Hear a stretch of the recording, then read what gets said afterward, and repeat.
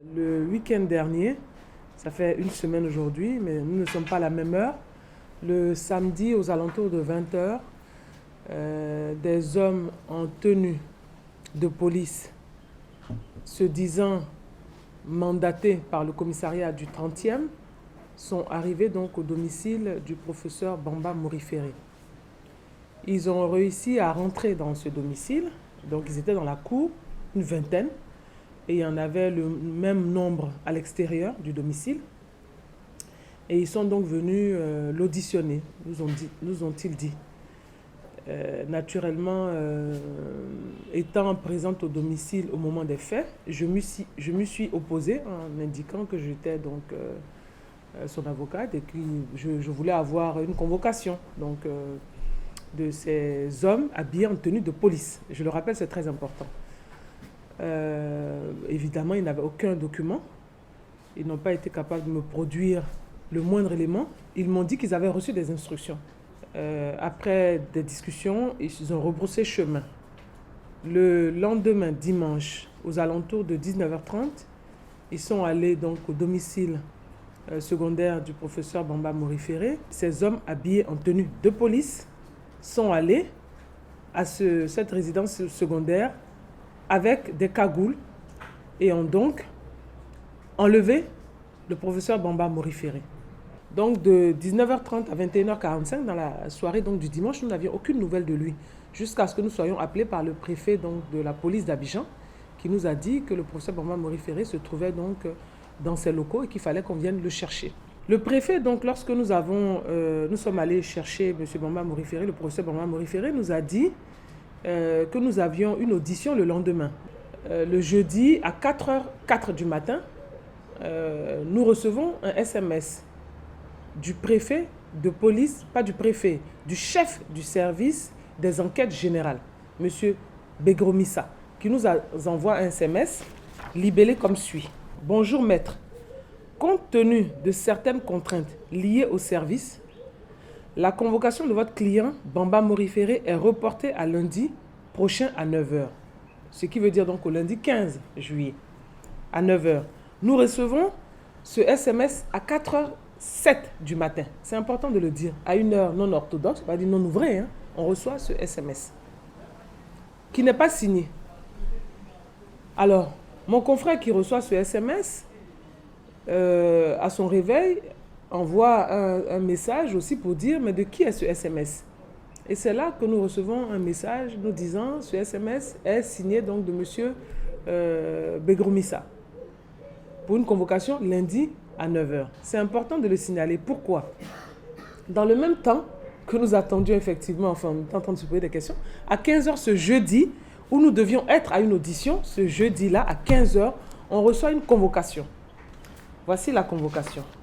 Nous recevons une convocation qui nous informe que le ministère public, dans une affaire du ministère public contre M. Bamba Morifere, ce dossier sera évoqué le vendredi 12 juillet 2019 à 15h30 à l'audience de l'Assemblée plénière de la Cour de cassation qui se tiendra à la salle d'audience de la Cour suprême à Cocody, rue Jacques-Aka.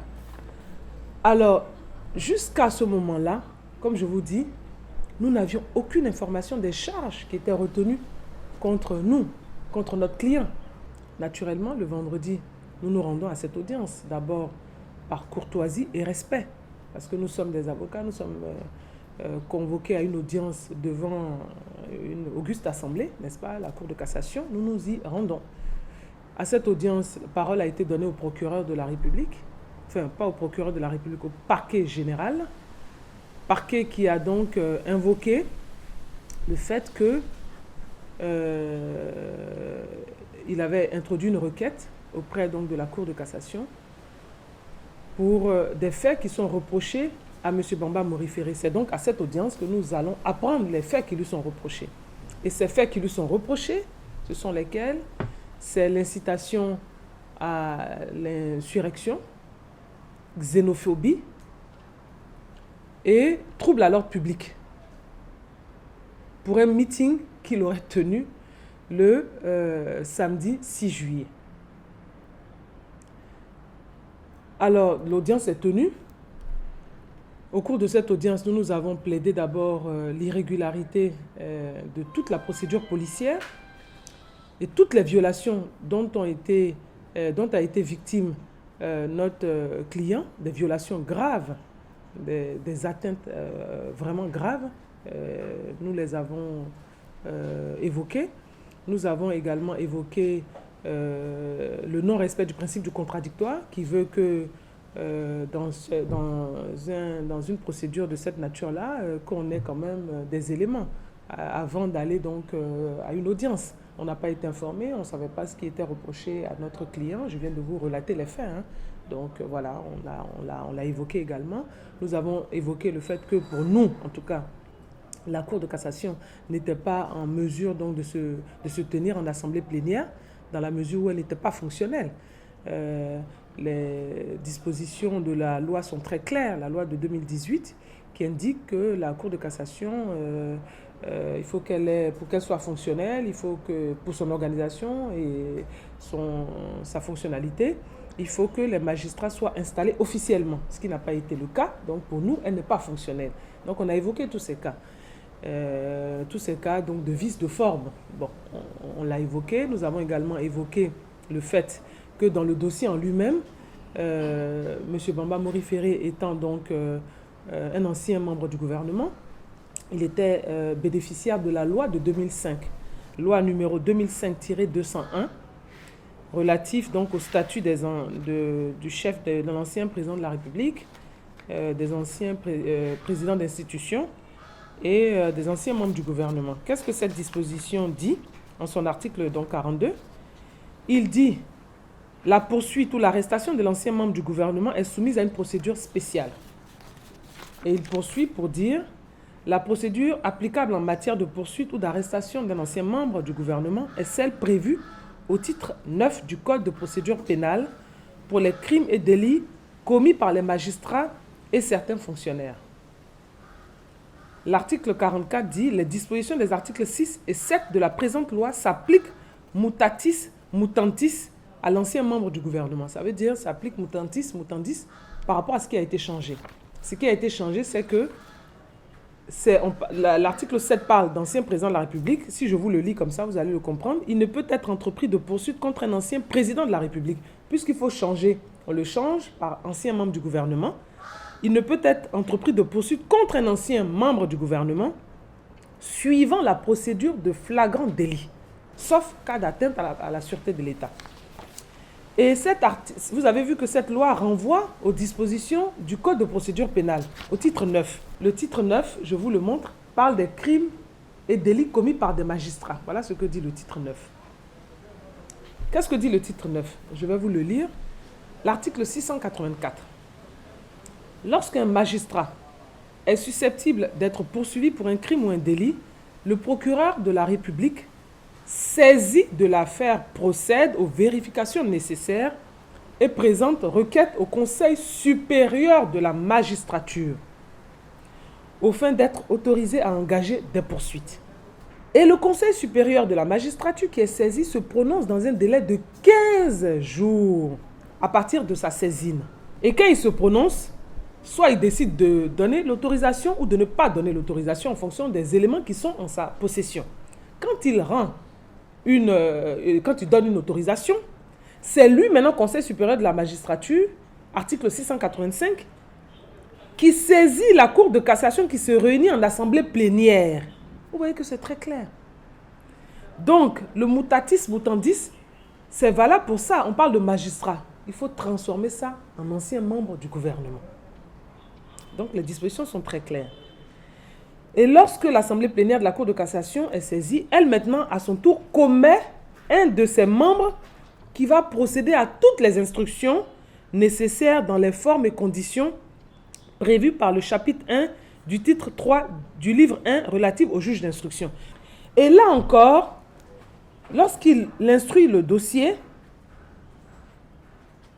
en cas d'arrestation de cet ancien membre du gouvernement, article 686, le Conseil supérieur de la magistrature, une fois de plus encore, doit donner son autorisation. C'est très important. Or, hier, qu'est-ce que la Cour de cassation réunie en assemblée plénière dit, elle dit, premièrement, malgré tous nos arguments que je viens de vous relater, elle nous dit, premièrement, on a été bien saisi. Donc vous voyez, elle a rendu une décision, c'est pour ça que hier j'ai parlé d'une décision à la Salomon. J'ai été bien saisi, je décide de renvoyer au tribunal. Pourquoi faire? Nous n'en savons rien. Je renvoie au tribunal. J'ai été bien saisi, je renvoie au tribunal. Mais nous, on dit non, vous avez été mal saisi. Vous n'auriez pas dû être saisi de cette façon-là, puisque le magistrat qui vous a saisi n'était pas habilité à le faire. C'est ce que nous, on lui a dit. Elle nous dit non, j'ai été bien saisi. Bon. Donc, si vous avez été bien saisi, est-ce que ça, c'est appliquer la loi? C'est appliquer les règles là que je viens de vous édicter? Pour moi, c'est non. Non.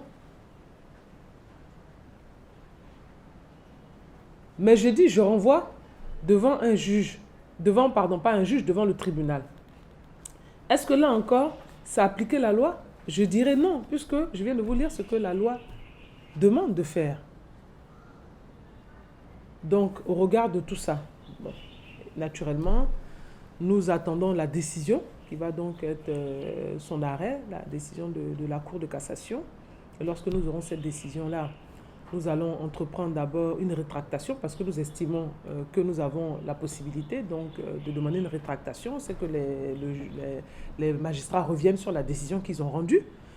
Ensuite, nous allons évidemment utiliser tous les moyens qui sont à notre disposition par rapport à la loi, à savoir lorsque nous allons être donc devant le tribunal, on ne sait pas par quels moyens évidemment la suite va être entreprise pour ceux qui sont à l'origine donc de cette poursuite. Et puis nous, on va engager donc la stratégie et puis donc, enfin déjà arrêter notre stratégie et puis engager donc les mesures de défense de notre client.